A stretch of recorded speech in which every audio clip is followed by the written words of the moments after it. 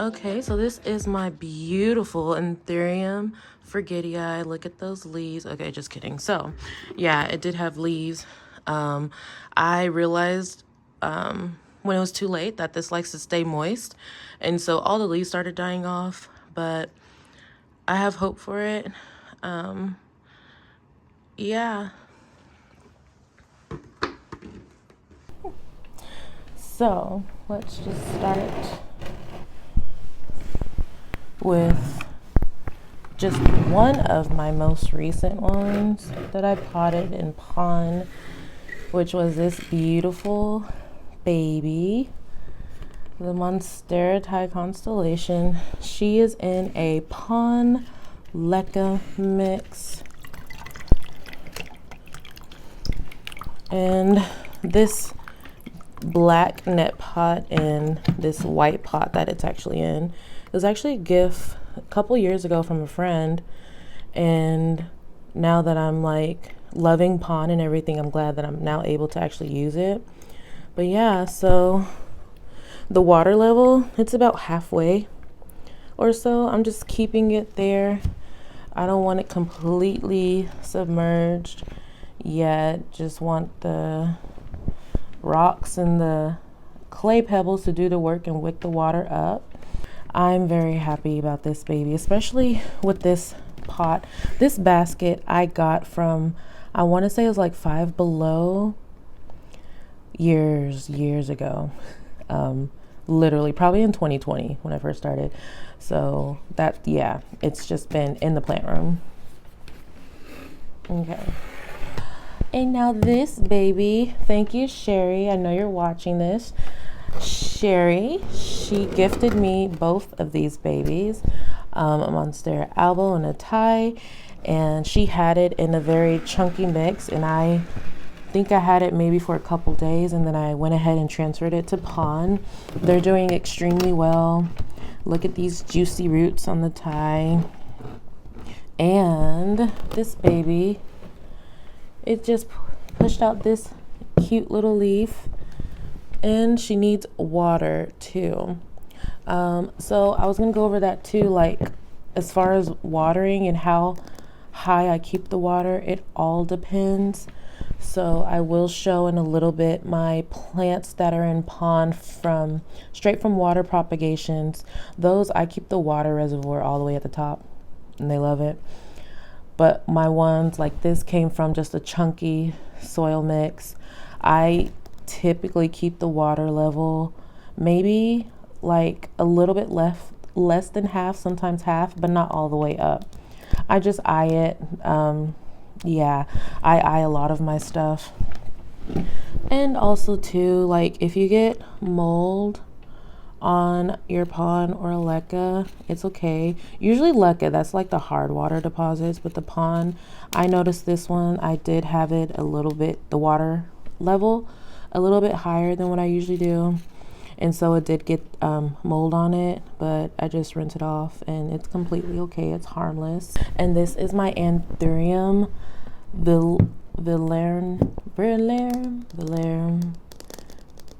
Anthurium V, because I don't know how to pronounce it. And yeah, she's a little bit slow for me, but it's okay, it doesn't matter. Her leaves have gotten much bigger than when I first got her. This was from Tropicals back in July 2023. But she's so pretty. I just can't wait till she gets big. But yeah, slow one for me, but it's okay. I got her when she was, I want to say when she, I don't remember. It was 2 or 3 leaves. I know there's one leaf I had to cut off. It was just completely yellow and browning off. But she's alive. That's what matters. And her water currently is right here. I know I received comments before, like, how do you see their water? You can tell, I'll do a close up. You can tell when you move it, and also it's a little bit darker where the water is than where it's not. Just a little bit, it depends. And so this, I will add a little bit more water. And I also noticed with this one too, like my other Anthurium that's trying to bounce back, She doesn't like to dry out, and so I try to always keep her water filled. As far as my Monstera albo, which is in the corner, I let her dry out all the time and she loves it. And before I transferred her to Pon Leca Mix, she was in just strictly sphagnum moss. Thank you, Deborah. She gifted me the albo. And yeah, she was in strictly sphagnum moss, and I would let that dry out just a little bit. But you know, sphagnum, it does hold on to water a lot. And yeah, but for her Leca Pon, I do let it dry out in between waterings.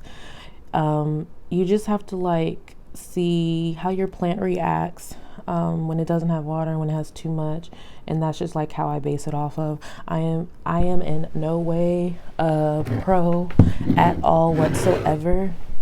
I just love this soilish substrate, which is why I've been potting a lot of my plants in it. And yeah, I just love it, and just still trying to figure out what works for me. My first plant I ever put in pon, not leca, because I used leca before. In pon was my Anthurium vegetai. Oh, she's so pretty. Look at her. Look at her.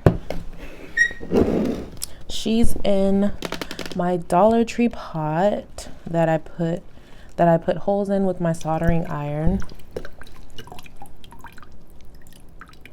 She's so cute. And I just love just the Leca Pon look. Yeah, it's so cute. And I love this plastic sticking out of the pot. Like, I don't know, it's so cute. Yeah, that's all I'm saying about her. She's so cute. I love her so much. Her leaves, I think, yeah, this is her biggest one. It's as big as my hand. And her leaves, when I first got her, were about this size. So I'm loving it. I am probably gonna add a bamboo stick so she's not too wide. But yeah, she was my very first plant I put in pon. She was strictly in pon since August 2023, and then I just transferred her to a bigger pot and added leca so she could have more aeration. That was like 2 weeks ago or so. And then this is the Philodendron esmeraldenza tombo. This was also from Tropicals, and she's doing. So yeah, Tropicals, it sends them in sphagnum moss, right? It's been so long. Yeah, I think it was sphagnum moss. I had it in sphagnum for a week or so, and then I transferred her right to pon, and I'm guessing she loves it. She has lost leaves, but she's also growing a lot, and as you see, she has this baby. It looks like it's going to be really big. I'm excited. And this one's been stuck for forever, but I'm letting her do her thing. And this pobrecita, I was being impatient because she lives in the corner still, and I was moving her because she was stuck between the wall. I thought I could just easily slide her out. So she's that's a Janae problem. But yeah, and as far as her watering, I keep her wet. I keep her almost 3/4 water full. Right now she's only about here or so, but I'll add some more water to her. But as I can tell, loves to stay on the moist side. And this baby as well is from Tropicals. This is the Monstera oblique limon, and she was in sphagnum. I put her in here. This one I do keep wet, and I kept her a little bit too wet. As you can see, there is mold on top. Yeah, I'm just gonna rinse it, but she'll be okay. And she does has this leaf that's saying goodbye to me. So yeah, I'm gonna cut her off, but she's doing fine, and she has these two babies that are coming up. I was very tempted to propagate it. I get like a high or something propagating plant. I never propagated before, just to see like how quick it does, but then I cry when it doesn't propagate properly. But hey, but I might propagate it soon once these unfurl. But yeah, she's doing, I mean, it's not the most prettiest, but she's doing okay. And she does have juicy roots too. You can see throughout the pot here. So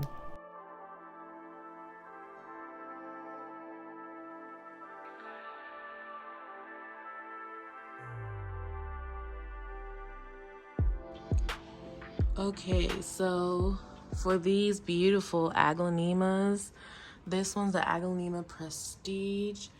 I purchased her from Tropicals as well back in July 2023.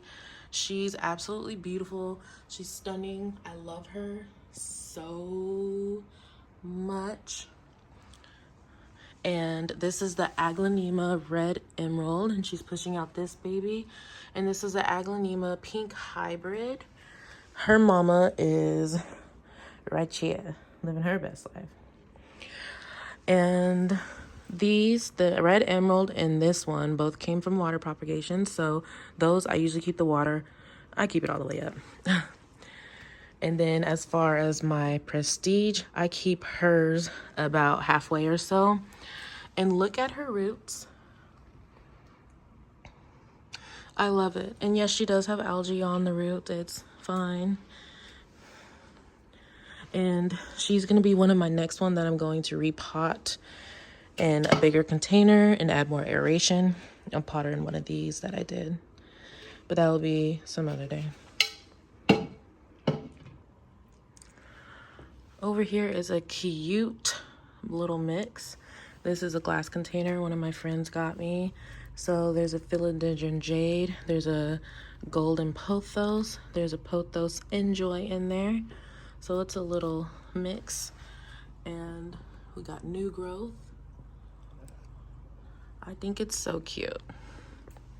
And then here is a cutting from my Pink Princess philodendron.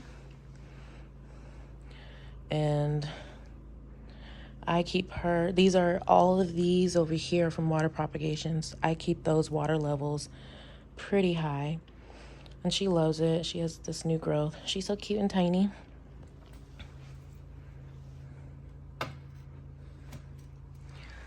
And then back here, I have a philodendron silver sword. And she's in this plastic cup. And then this, and then another cup, which is the reservoir. And so, the water dirty. But she's doing fine. I think she had maybe 3 or 4 leaves when I put her in here.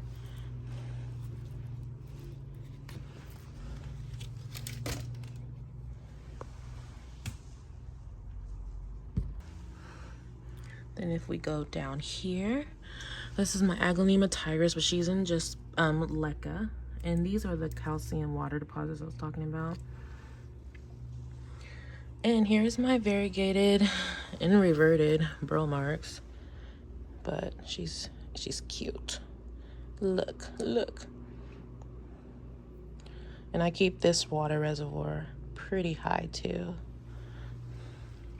The mama burl marks, which I believe is reverted. She doesn't have that many variegated leaves.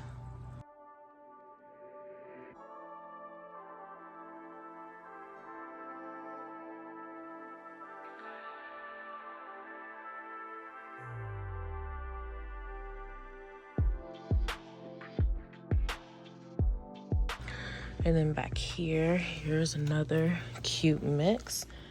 Philodendron brandy, pothos, snow queen pothos, and a golden pothos, and a global green pothos. And then a random piece of chunky perlite. And this is another water prop, and I keep the water level high.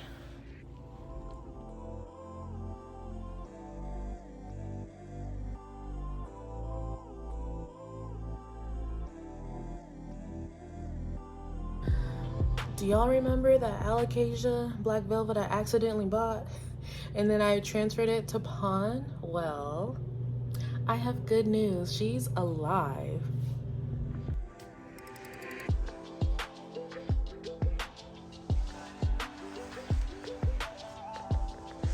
So she was here in my bedroom under this light. She's alive. But this is her. She's not dead. That's the good news. The good news is she's not dead. And I keep her water level about halfway or so.